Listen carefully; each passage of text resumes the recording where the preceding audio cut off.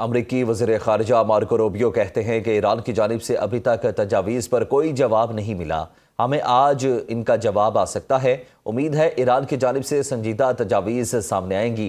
دنیا میں کوئی نہیں چاہتا کہ ایران کے پاس جوہری ہتھیار ہوں اور نہ ہی ایران کو کوئی صورت جوہری ہتھیار رکھنے دیے جا سکتے ہیں۔ گزشتہ رات ایران پہ کیے گئے حملے آپریشن ایپک فیوری کا حصہ نہیں تھے۔ ایران بین الاقوامی سمندر کو کنٹرول کرنا چاہتا ہے، ہم ایسا نہیں کرنے دیں گے۔ امریکی تجاویز پر غور جاری، حتمی نتیجے پر پہنچنے کے بعد اعلان کر دیں گے۔ ایرانی وزارت خارجہ کے ترجمان اسماعیل بقائی کا کہنا ہے کہ اگلے اقدامات کا تعین پیغامات کے تبادلے کے نتائج پر ہوگا۔ کسی بھی جارحیت کا جواب دینے کے لیے تیار ہیں۔ وزیر خارجہ عباس عراقچی نے کہا کہ جب بھی سفارتی حال میز پر آتا ہے، امریکہ فوجی مہم جوئی کا انتخاب کرتا ہے۔ یہ سب دباؤ ڈالنے کی بھونڈی حکمت عملی ہے۔ کسی تخریب کار کی جانب سے امریکی صدر کو نئی دلدل میں دھکیلنے کی کوشش ہو رہی ہے۔ ایرانی قوم کبھی دباؤ کے سامنے نہیں جھکتی۔ اسلام آباد میں امریکہ اور ایران کے درمیان مذاکرات کے نئے دور کے آغاز کا امکان۔ امریکی اخبار وال اسٹریٹ جرنل کی رپورٹ کے مطابق دونوں ممالک ثالثی کے ذریعے ایک 14 نکاتی مفاہمتی یادداشت پر کام کر رہے ہیں، جو 1 ماہ پر مشتمل ابتدائی مذاکراتی فریم ورک طے کرے گی۔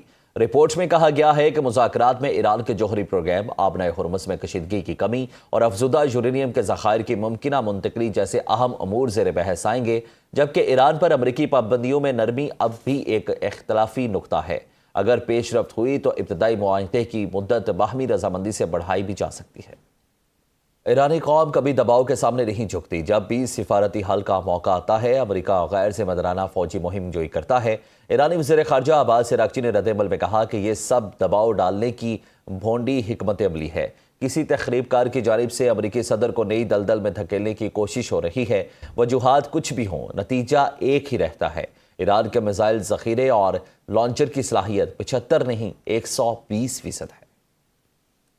ظلم کے خلاف جدوجہد ایرانی سرزمین کی تاریخ کا روشن باب ہے۔ صدر مسعود پزشکیان کہتے ہیں، استحصال کی پالیسی کی مستقبل کی دنیا میں کوئی جگہ نہیں ہوگی۔ ایران کی پالیسی باہمی احترام اور مشترکہ مفادات پر مبنی دوستانہ تعلقات کو وسعت دینا ہے۔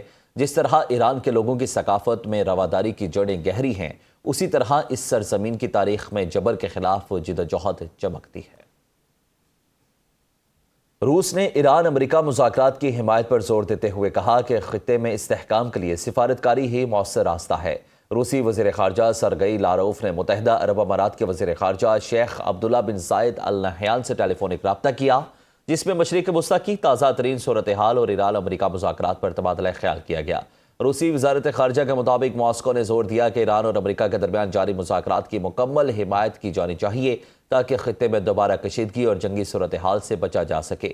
روسی بیان میں کہا گیا کہ جاری سفارتی عمل کو نقصان پہنچانے یا مشرق وسطیٰ میں دوبارہ جنگی ماحول پیدا کرنے سے گریز ضروری ہے، جبکہ دونوں رہنماؤں نے خطے کی سیکیورٹی کی صورتحال اور ممکنہ سفارتی پیش رفت پر بھی گفتگو کی۔ امریکی صدر ٹرمپ ایران کی جانب سے جلد جواب کے لیے پر امید ہیں۔ میڈیا سے گفتگو میں کہا کہ ایران کا جواب جلد ملنے کی توقع ہے۔ ایران کی فوج ختم کر دی اور اب ان کے پاس کچھ نہیں رہا۔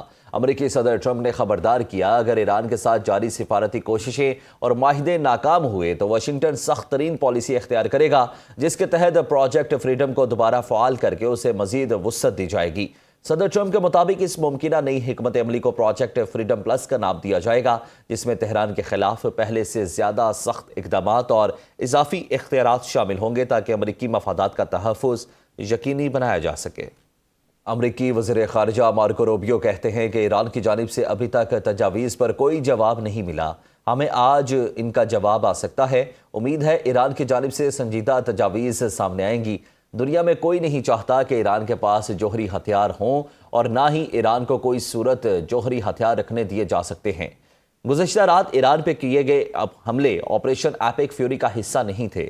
ایران بین الاقوامی سمندر کو کنٹرول کرنا چاہتا ہے، ہم ایسا نہیں کرنے دیں گے۔